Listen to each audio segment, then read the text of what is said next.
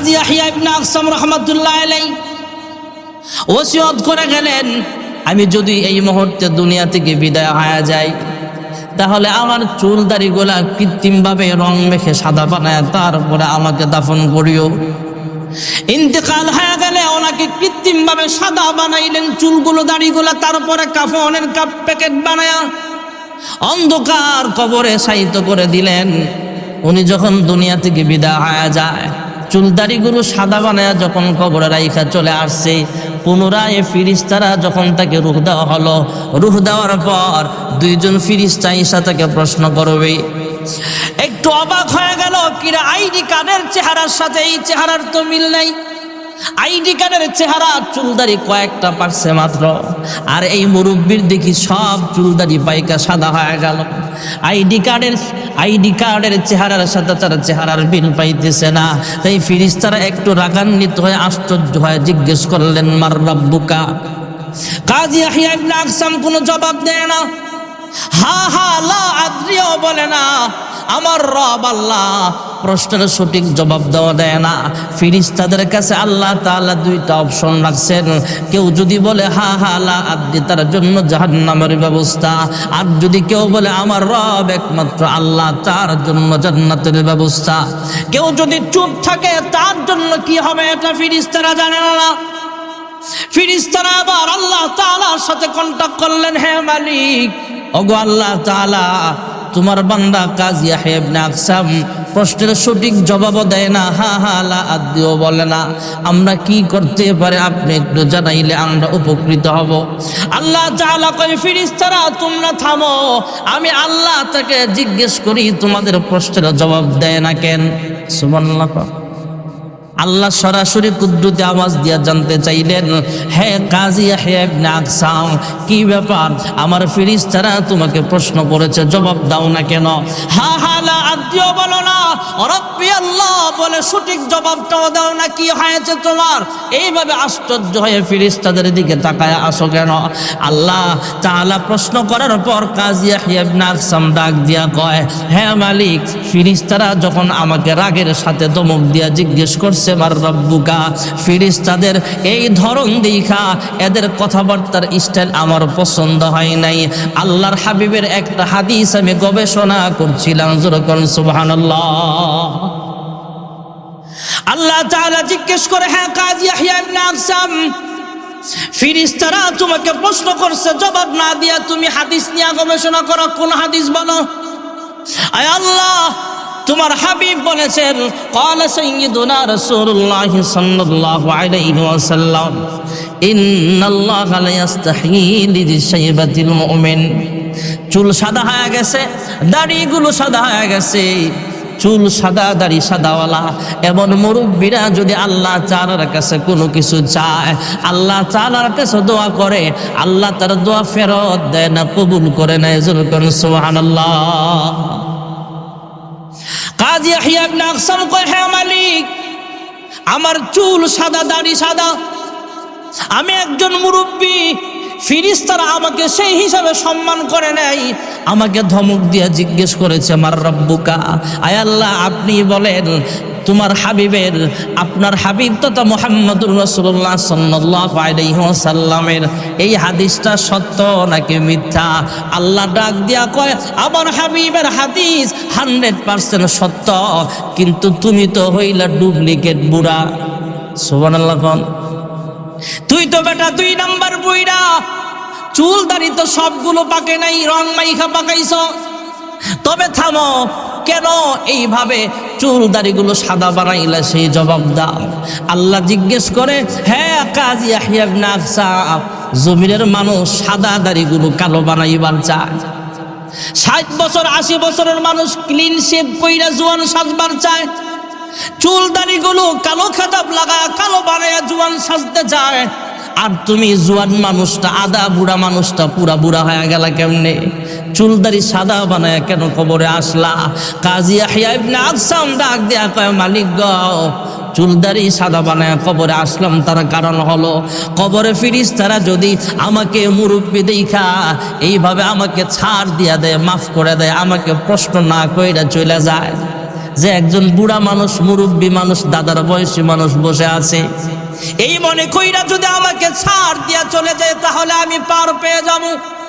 আয় আল্লাহ, জাহান্নামের আযাব আমি সইতে পারবো না, হাসরের মাঠে ভয়ঙ্কর আযাব আমি সইতে পারবো না, কবরের আযাব আমি সইতে পারবো না। তোমার কবরের আযাবের ভয়, জাহান্নামের আযাবের ভয়, তুমি আল্লাহর কহার নামের ভয় কইরা আমি চুল দাড়িগুলো সাদা বানাইছি।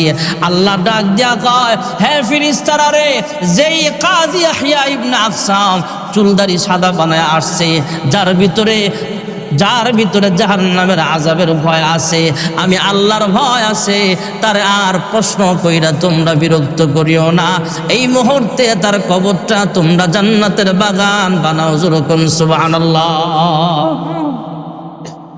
আল কবর রাউযাতুম মিন রিয়াজিল জান্নাহ আও হুফরাতুম মিন হুফারিন নার। কবরটা হবে জাহান্নামের বাগান অথবা জাহান্নামের টুকরা হয়ে যাবে। কবরটা হবে জান্নাতের বাগান অথবা জাহান্নামের গর্ত হয়ে যাবে। ভাইয়েরা আমার, নামাজি বান্দার যেমন পুরস্কার, বেনামাজি বান্দা বান্দির কবরের মধ্যে যখন ফেরেশতারা প্রশ্ন করবে, সে বলবে হা হা লা আদরি, আমি তো কিছুই জানি না। যখন প্রশ্নের জবাব দিতে পারবে না, ঘোষণাকারী ঘোষণা দিবে, জাহান্নামের একটা দরওয়াজা খুলে দাও। জাহান্নামের দরওয়াজা খুলে দেওয়া হবে, জাহান্নামের সাপ বিচ্ছু তাকে কামড়াইতে থাকবে, জাহান্নামের পোশাক পরায় দেওয়া হবে, জাহান্নামের আযাব তার কবরে আসতে থাকবে। ভাইয়েরা আমার, সাপে কাটবে রে, গুরজ মারবে রে, কঠিন আযাব হইবে শোনো বেনামাজির কবরে। সাপে কাটবে রে, গুরজ মারবে রে, কঠিন আযাব হইবে শোনো বেনামাজির কবরে। আর যেই ব্যক্তি 5 ওয়াক্ত নামাজ সময় মতো আদায় করবে, আল্লাহর হাবিব রাহমাতুল লিল আলামিন বলেন, উম্মত নামাজি বান্দা বান্দির 2 নম্বরের পুরস্কার হলো, ফেরেশতারা যখন প্রশ্ন করবে মার রব্বুকা, এর প্রশ্নের জবাব আল্লাহ সহজ করে দিবেন। আমি বলতে পারবো আমার রব একমাত্র আমার আল্লাহ। যখন সুবহানাল্লাহ। প্রশ্নের জবাব দিতে পারলে তার কবরের ভিতরে জান্নাতের একটা দরওয়াজা খুলে দেওয়া হবে। আল কবর রাউযাতুম মিন রিয়াজিল জান্নাহ। কবরটা হয়ে যাবে জান্নাতের টুকরা হয়ে যাবে, জান্নাতের বাগান হয়ে যাবে। নামাজি বান্দা বান্দির 2 নম্বরের পুরস্কার হলো এটা। 3 নম্বরের পুরস্কার হলো ভাইয়েরা আমার, হাসরের মাঠে কাহারো বাম হাতে আমলনামা প্রদান করা হবে, কাহারো পিঠে আমলনামা প্রদান করা হবে, কাহারো ডান হাতে আমলনামা প্রদান করা হবে। আর যার ডান হাতে আমলনামা দেওয়া হবে সে সাকসেসফুল মানুষ। যখন সুবহানাল্লাহ। فأما من أوتي كتابه بيمينه فيقول هاؤم اقرءوا كتابيه إني ظننت أني ملاق حسابيه فهو في عيشة راضية في جنة عالية। যারা 5 ওয়াক্ত নামাজ সময় মতো আদায় করবে তার 3 নম্বরের পুরস্কার হলো হাসরের মাঠে ডান হাতে আমলনামা প্রদান করা হবে। 4 নম্বরের পুরস্কার হলো পুলসিরাত। জান্নাতে যাওয়ার জন্য হাসরের মাঠ থেকে একটা পুল দেওয়া হবে, ব্রিজ দেওয়া হবে। আমাদের বাংলাদেশের যেমন দাউদকান্দি ব্রিজ আছে, মেঘনাতে ব্রিজ আছে, মাওয়া নদীতে পদ্মা সেতু আছে, যমুনা সেতু আছে আমাদের বাংলাদেশে, আমাদের পুস্তকলা ব্রিজ আছে। এই ব্রিজের নিচে আছে পানি আর মাটি আর বালু আছে। আর পুলসিরাতের পুল 30,000 বছরের রাস্তা, এটার নিচে থাকবে জাহান্নামের আগুন। আল্লাহর কোন বান্দা খুব দ্রুত গতিতে জান্নাতে চলে যেতে পারবে। 10,000 বছর উঠার সময়, নামার সময় 10,000 বছর সমান সমান 10,000 বছর।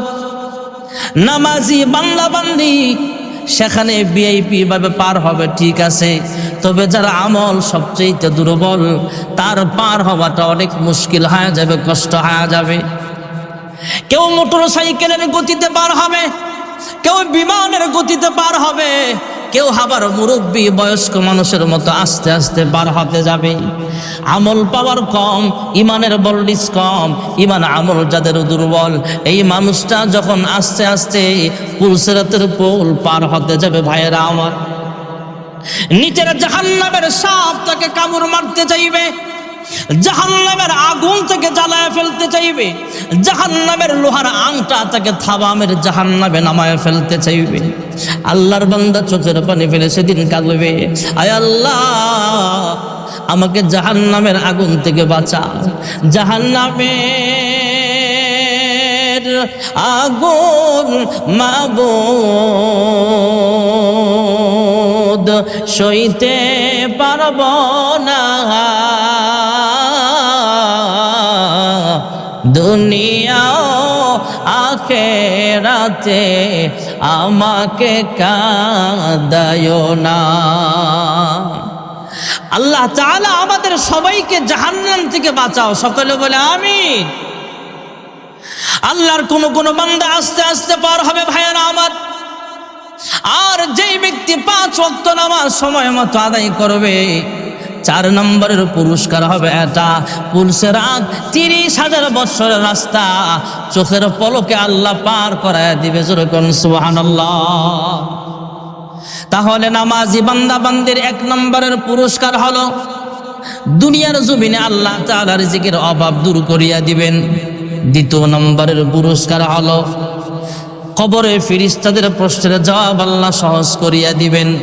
3 নম্বরের পুরস্কার হবে হাসরের মাঠে ডান হাতে আমলনামা প্রদান করা হবে। আর 4 নম্বরের পুরস্কার হলো পুলসিরাত 30,000 বছরের রাস্তা চোখের পলকে আল্লাহ পার করায়া দিবে।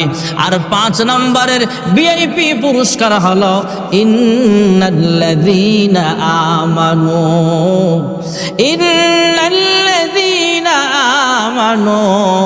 ওয়া আমিলুস সালিহাতি কানাত জান্নাতুল ফিরদাউসি নুজুলা। 5 ওয়াক্ত নামাজি বান্দা বান্দির ভিআইপি পুরস্কার হলো 5 নম্বরের পুরস্কার হলো বিনা হিসাবে আল্লাহ জান্নাতের মেহমান বানায় দিবে। জোরে কোন সুবহানাল্লাহ।